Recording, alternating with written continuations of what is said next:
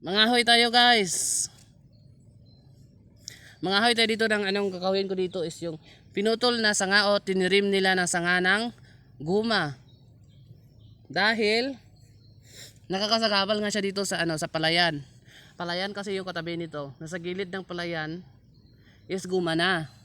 Kaya kailangan nilang i-trim para mainitan yung palay para maganda yung tubo. So ngayon ang gagawin ko lang is mangangahoy ako ng mga yung mga trim nila ng mga sanga ng puno ng guma.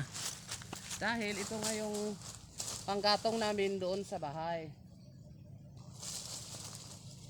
Ang gagawin ko lang is kukunan ko lang ng salinsing itong ganito lang gagawin ko. Ganito. Saka ganyan. Meron ng mga nakuha dyan.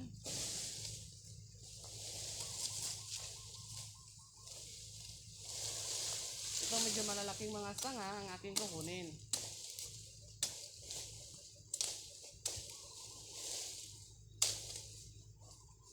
Ganun lang.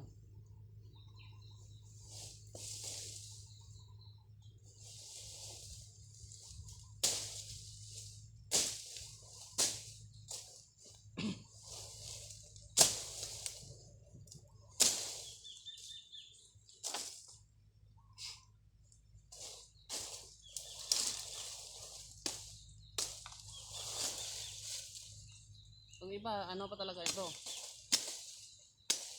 Medyo basa pa kasi natabunan dito ng mga dahon.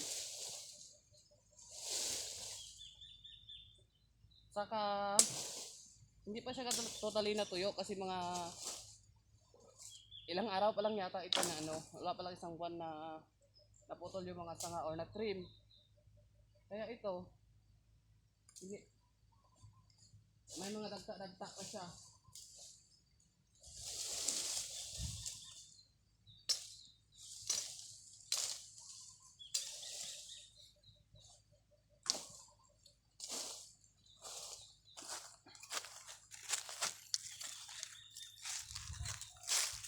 So, yung sinasabi ko kanina palayan kasi dito. Ayan yung sako kasi ilalagay ko sa sako mamaya. Pag naputol-putol na siya. Dahil ibibiyahe pa nga namin ito doon papunta sa Malatab.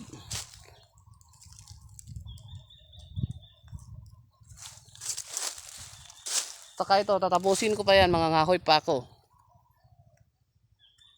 Yun lang for today's video na mga ngahoy tayo. Bye!